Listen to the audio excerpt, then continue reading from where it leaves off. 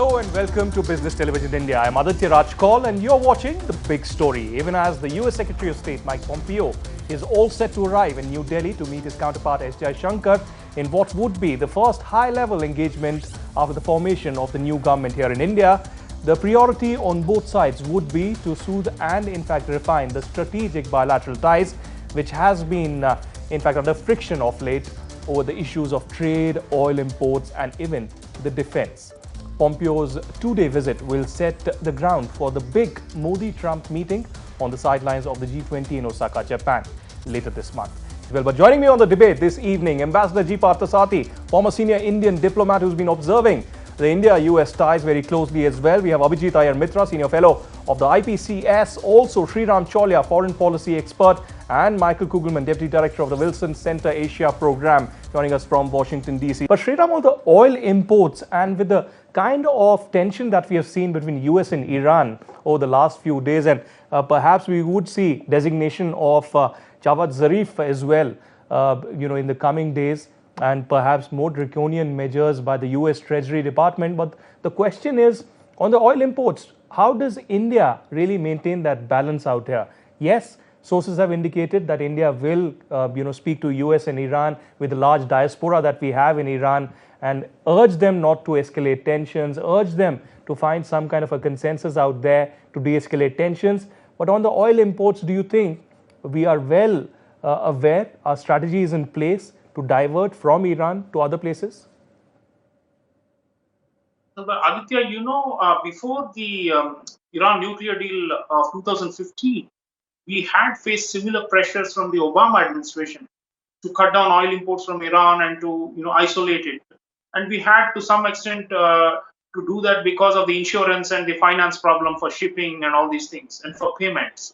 So this time again, we have been forced to do this. But I think the bigger issue with the tensions between the United States and Iran is the passageway and the sea lanes, the freedom of sea lanes.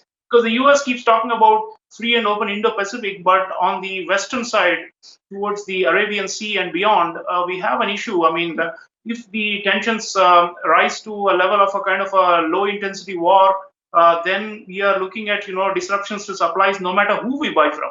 If not Iran, then we are buying from Saudi, from Iraq, from Kuwait, and all these are going to be endangered. And Venezuela is very, very unstable.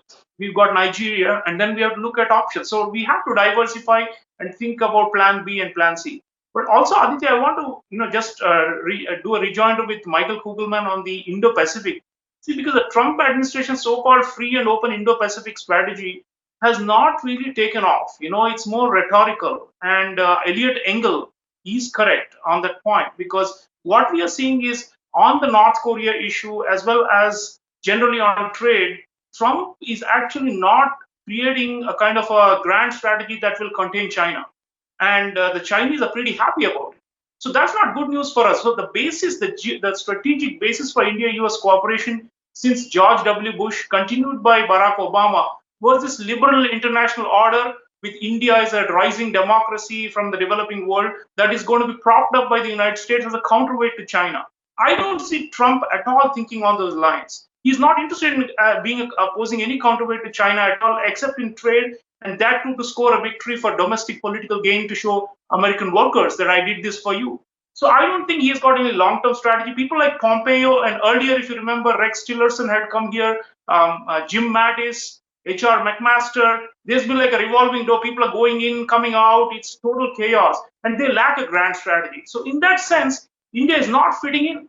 And I think we need to change our approach rather than looking at relying on the United States to counterbalance China. Already Prime Minister Modi has made that adjustment with the Wuhan process. We are moving forward with that to build stable relations with China. And with Russia, the S-400, I just want to get in a small word on that. I think we need to remain steadfast with that. No matter what the threat is with regard to CAATSA sanctions from the US, we need to show that we are actually a rising power. And on that point, we will not go to kowtow to United States diktats. And Trump knows that. Trump is a hardball negotiator and makes maximalist demands, but then he backs off, as we've seen with the very many countries, including North Korea and possibly even with Iran. So we need to understand Trump and the populist base that he comes from, the kind of domestic pressures he's externalizing on countries like India, and how to maximize that. So there is dual authority. Pompeo we may be able to win him over and try to make him see sense about the big geostrategic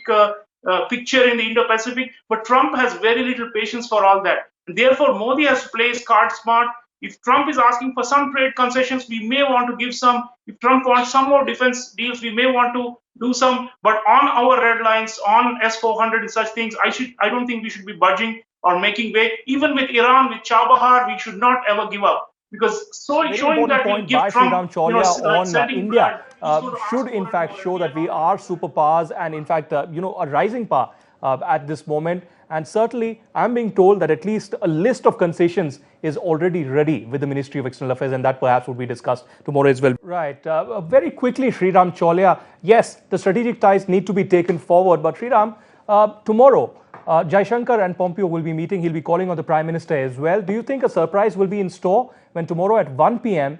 Jaishankar and Pompeo come together at the MEA to address the media with a joint statement? And tomorrow evening, interestingly, at 7 p.m., Pompeo is delivering a lecture on India policy of the US. So do you think some surprises in store? Very quickly.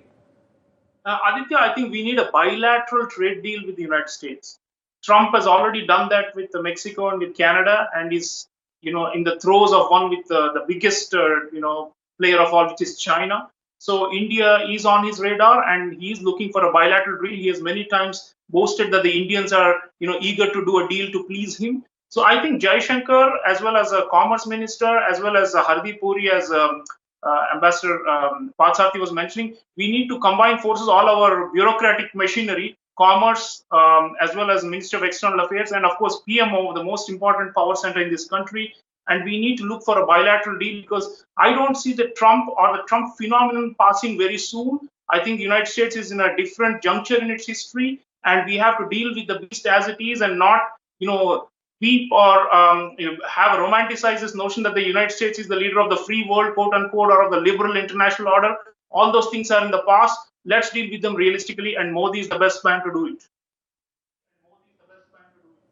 All right, fair enough. Thank you very much to Ambassador Partha Sarthi, Michael Kugelman, Abhijit Ayar Mitra, and Professor Sreeram Chaulia for joining us on the debate on the big story.